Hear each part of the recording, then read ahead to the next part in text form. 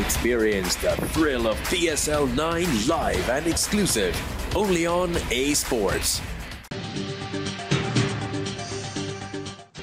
जो काम बानिया पीटीआई ने किया वही काम पीडीएम हुकूमत की मुआशी टीम ने किया। दोनों हुकूमतों की मुआशी टीम ने मईशत के साथ हुकूमतों सियासत की। मईशत मुल्क के इस्तेकाम के लिए किसी एक शख्स की तरफ नहीं देखती। मुआशी बोझ नवाज शरीफ और शहबाज शरीफ ने नहीं, मुझे और आपको उठाना पड़ेगा। बिलावल भुट्टो का शहीद Zulfikar Ali Bhutto institute of science and technology के तलबा से मुकालमा। बोले, बुजुर्ग सियासतदानों की सियासत से नफरत में इजाफा होगा।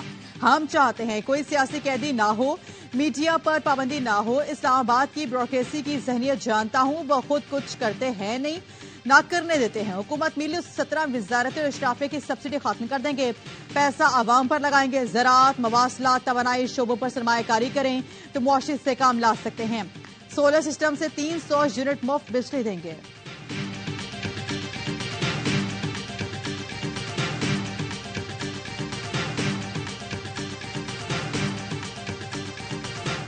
मेरे हिसाब से तो प्रो नवाज वोट है ही नहीं। शहबाज शरीफ मेहनती तो हैं मगर लकीर का फकीर हैं।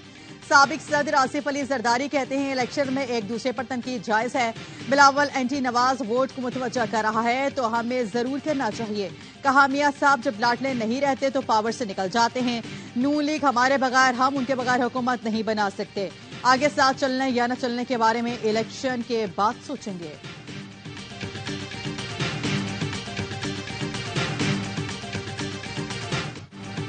सजा देने वाले एक एक करके रुखसत हो गए। वो इस्तीफा दे रहे हैं और मैं आपके सामने खड़ा हूं। बेकसूर था, जानबूझकर सजा देंगी। हमने बहुत ठोकरें खा ली, मजीद खाने की हिम्मत है। इस मुल्क को पैरों पर खड़ा करेंगे। नवाज शरीफ का लाहौर के हल्का NA 130 में कारकुनों से खिताब। कहा, पाकिस्तान को गैरतमंद मुल्क बनाना है, ये मेरा एजेंडा है, इसे पूरा करना है। मरियम नवाज ने कहा, नवाज शरीफ और नून लीग का मुकाबला किसी सियासी जमात से नहीं, हम 28 मई वाले लोग हैं और वो 9 मई वाले हैं। 2018 में जाली वोट जुलवाए गए, शेर के वोटरों की लाइनें थी मगर वोट न डालने दिया गया। नवाज शरीफ को तकलीफ है, लाहौर में 5 साल घुस बैठे आ गए थे। आज नून लीग के अलावा लाहौर में कोई निकलने के काबिल नहीं।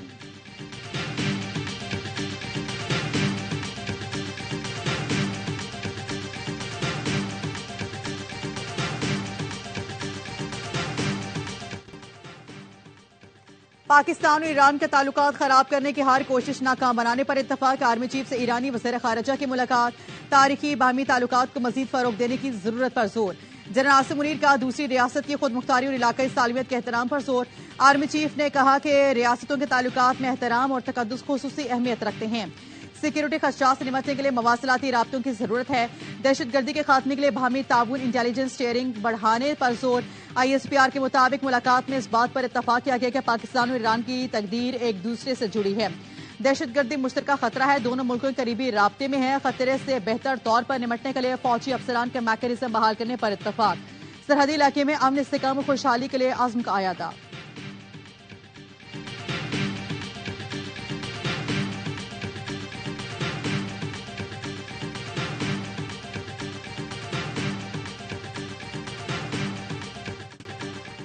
साइफर केस की समाअत आज फिर होगी। बानिया पीटीआई और शामुद कुरैशी को 342 के बयान के लिए सवालनामा दे दिया गया। मुल्जिमान से 36 सवालों के जवाब मांगे गए हैं। केस के अहम गवाह आजम खान पर स्टेट डिफेंस काउंसिल की जरा मुकम्मल। इडियाला जेल में 14 घंटे तवील समाअत। जिरा के दौरान शामुद कुरैशी ने स्टेट डिफेंस काउंसिल पर एतराज किया। अदालत ने कहा, आप बैठ जाए वरना आपको कमरे अदालत से निकाल दिया जाएगा। बानिया पीटीआई और शामुद कुरैशी का जज पर अदम एतमाद के इजहार। वकील सलमान सफदर ने कहा, मौजूदा हालात में अदालत के साथ चलना मुश्किल हो गया है। अदालत ने जो डिफेंस काउंसिल बनाया उन्हें काबिल है कि 14 घंटे में केस समझ लिया, फिर 9 गवाहों पर जिरा भी कर ली। ये नामुमकिन है। अहम गवाह आजम खान पर जिरा के दौरान भी हमारे वकला को जेल से बाहर रोका गया।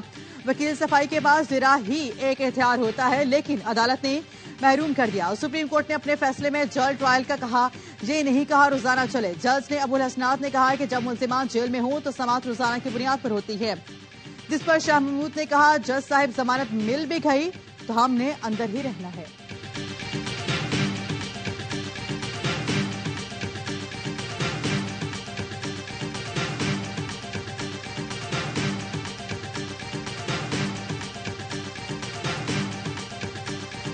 खान साहब और शाह महमूद कुरैशी साहब की तरफ से जरा वो वकला करेंगे जो जज साहब ने अपॉइंट किए थे। वो दोनों वकला या तो उनकी एक्सपर्टीज है इस लाइन में, नहीं खान साहब ने या शाह महमूद कुरैशी साहब ने उन वकला पे ट्रस्ट किया है। हम ऐसे ट्रायल के शदीद अल्फाज, सख्त अल्फाज में मजम्मत करते हैं।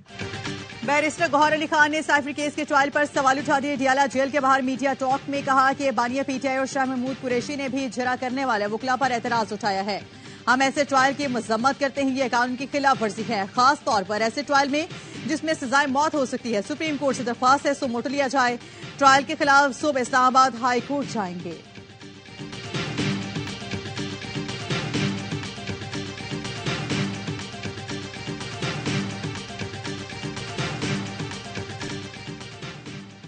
फलस्तीनी पुनःगजीनों की मदद करने वाले अक़वाम मुत्तहिदा इदारे पर इसराइल के इल्जामात, मगरबी ममालिक की दोगली पॉलिसी। सिर्फ इल्जामात पर यूरोपीय कमीशन ने UNRWA की फंडिंग में कमी कर दी।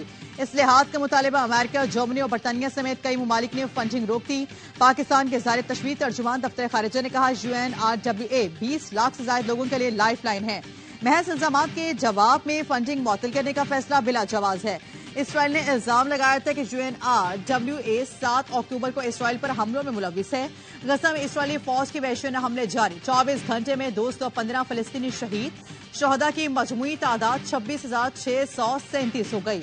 हमास ने इसराइल के 4 टैंक तबाह कर दिए।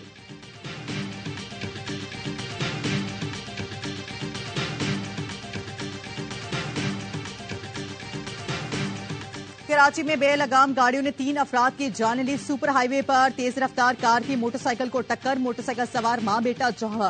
पुलिस ने कार सवार को हिरासत में लेकर लाशें हॉस्पिटल में मुंतकिल कर दी। शारे पाकिस्तान पर वाटर पंप फ्लाईओवर पर ऑयल टैंकर के साथ रेस लगाते ट्रॉलर की मोटरसाइकिल को टक्कर, मोटरसाइकिल पर सवार खातून जहां शौहर जख्मी हो गया। ड्राइवर ट्रॉलर छोड़कर फरार हो गया, जिससे मुआशी शहरियों के ट्रॉलर को जलाने की कोशिश की। पुलिस ने ट्रॉलर थाने मुंतकिल कर दिया।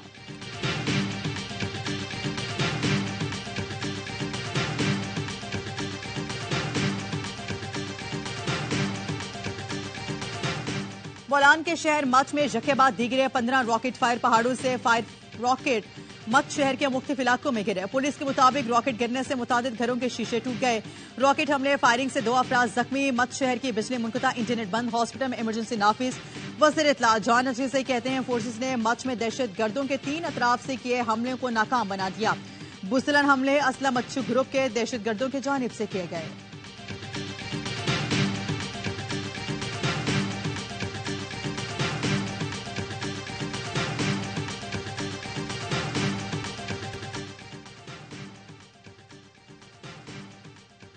स्टेट बैंक की जानिब से कमर्शियल बैंकों पर भारी जुर्माने। 2023 में अक्टूबर से दिसंबर के दरमियान 10 कमर्शियल बैंक पर भारी जुर्माने आयद किए गए। 10 बैंकों पर मजमूई तौर पर 46 करोड़ 80 लाख से ज्यादा जुर्माने किए गए। बैंकों पर एंटी मनी लॉन्ड्रिंग समेत दीगर रेगुलेटरी खिलाफ वर्जियों पर जुर्माने किए गए।